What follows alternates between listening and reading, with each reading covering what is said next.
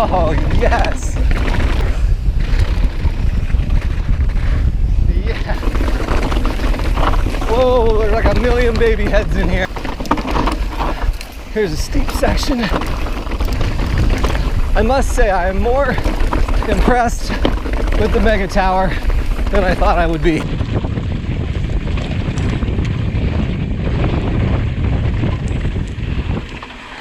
Oh, nice save.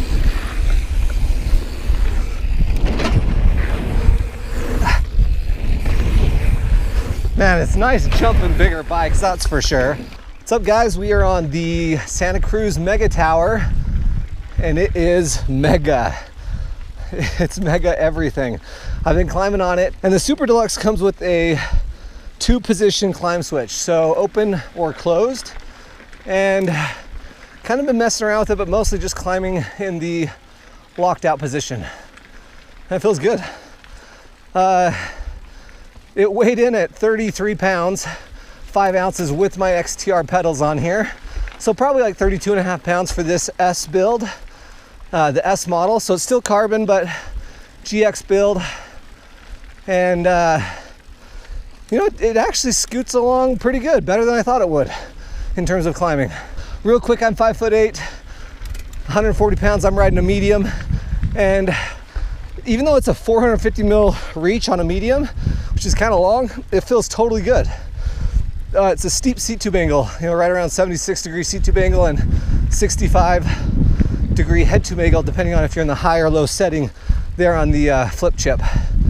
I'm riding in the low setting, and it feels good.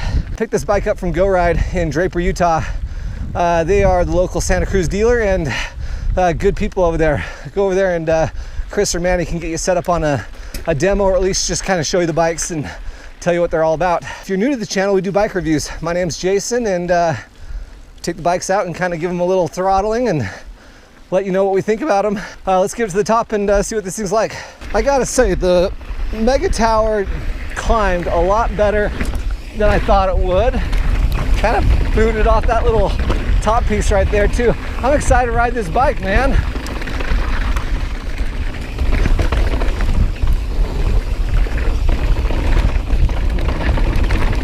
Oh, yes. Super, super smooth. Man, what a fun bike. 160 mil Travers. This is just super, super stable. I've been riding a lot of shorter travel bikes lately too, though. The last long travel bike I rode was a Yeti. Whoa, SB 150, nice Britain. So you can ride this in a high or low position. I'm in a low position. And you can also ride it with longer chainstay length. There's a little adapter that you flip around. You have to change out this these two little parts, and then you can ride a longer chainstay. I'm just riding the shorter chainstay today. It's nice to be on these code brakes too. Just so much power.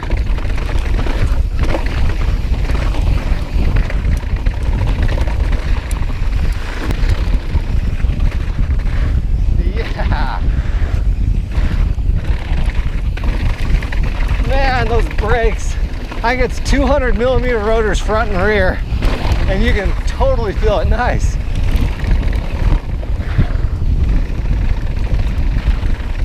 Wow. Just smooths out all those braking bumps like there's nothing there.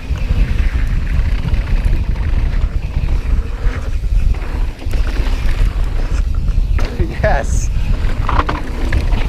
Oh, dude, that's a fun bike. What took you guys so long? That was... Okay, man? So why do I keep falling? Why do you take so much speed into a fence? Dude, I've hit my head into this fence a couple times. Well, fence at the end of a trail, damn it! You okay, Zach? If you guys were flying, I guess that's why she wears gloves.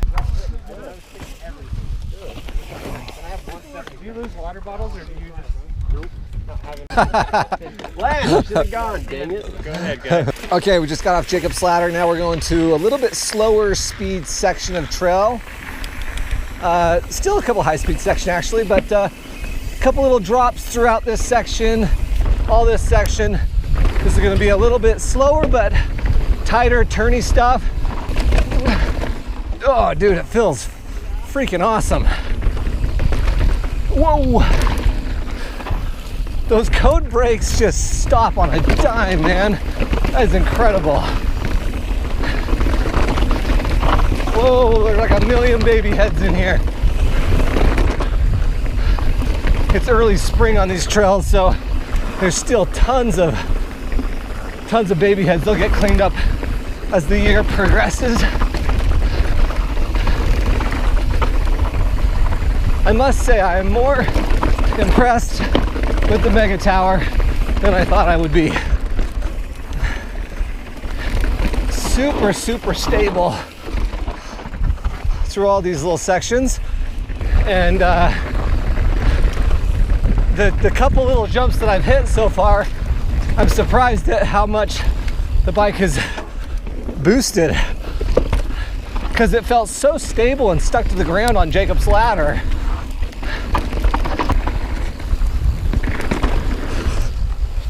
Nice.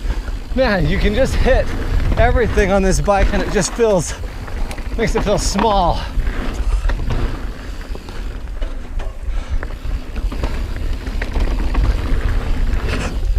Oh, yes.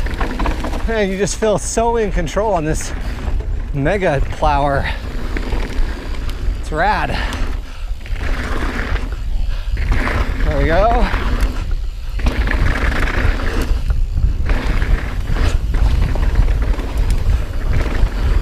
Nice little rhythm jumps through that section. Man, it jumps well. It kind of does everything really awesome.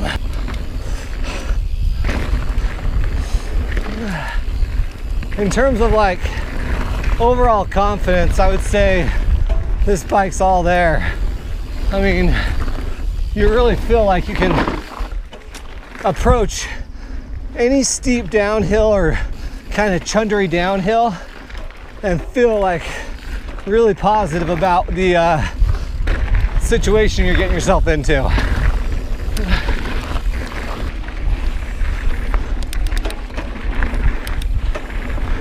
Nice, Jared.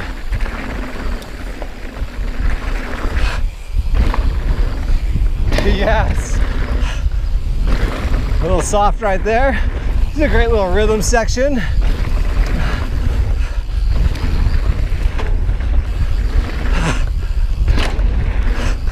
Nice.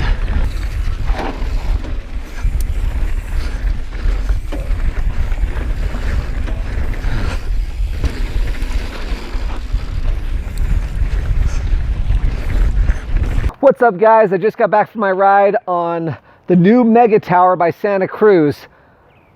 Dudes, this was a lot of fun. I forget how much fun it is to ride big bikes. My struggle with big bikes, and if you watch my channel regularly, you'll know I really like these shorter travel 29ers, but man, 160 millimeters front and rear, 29er, just a really neat package that Santa Cruz has put together here in the Megatower, and I wasn't disappointed at all. I mean, for a big bike, it plows. This is the Mega Plower is what this thing is. And I was really impressed by it. I'm riding the S build today.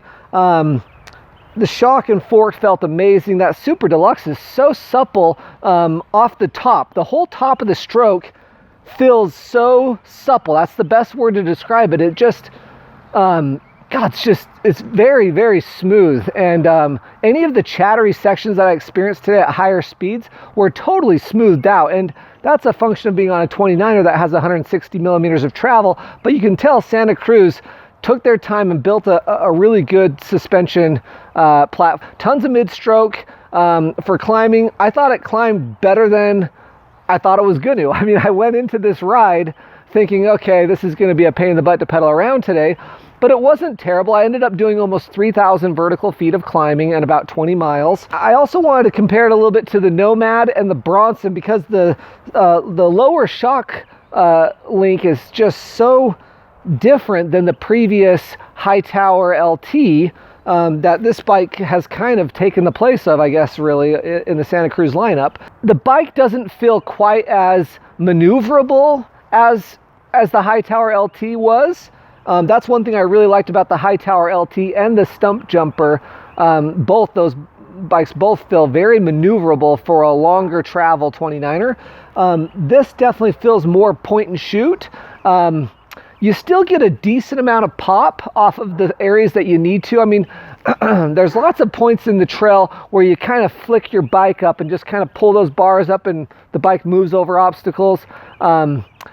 And you kind of rhythm off of the back of the little jump or little obstacle. And it did that just fine. I mean, it moved along really just fine. On the tighter section of the trail, coming out of the turns, it felt like a little bit more work, but again, that's to be expected. This is a big bike. Man, I forget how much fun it is to ride long travel, heavier, burlier bikes with burlier tires. Just so much traction. It's unbelievable. I had an awesome time riding this bike today. I'm excited to have it for the next couple days, ride it some more. Anyway, I hope the review is helpful for you. To describe my trails up there that we rode today, you kind of hit over 30 miles an hour on that first section called Jacob's Ladder. Lots of 1 and 1.5 foot drops. Nothing huge, but lots of chattery 6 to 10 inch chattery drop sections.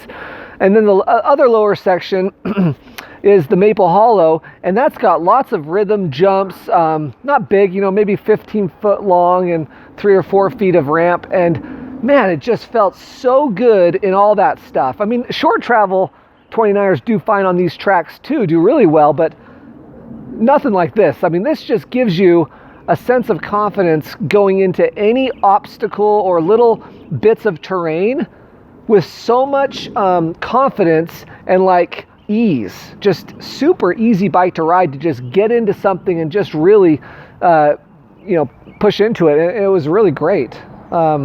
Man, if you're riding a lot of fast downhill stuff or big airs, you've got to demo the Megatower. I think you'll be really impressed with it. So thanks for watching today. I hope the video was helpful. If you're still watching at this point in the video, please subscribe, hit that little bell, and turn on notifications so you can see all the bike reviews we're going to be doing this year. Should be getting a lot of rides out, and we're going to be doing a lot more head-to-heads, comparing this bike against other bikes in the category, like the Firebird 29, the Rocky Mountain BC Edition, the Yeti SB 150, and we'll even demo it against the Ibis Ritmo. So thanks for watching, guys. We'll see ya.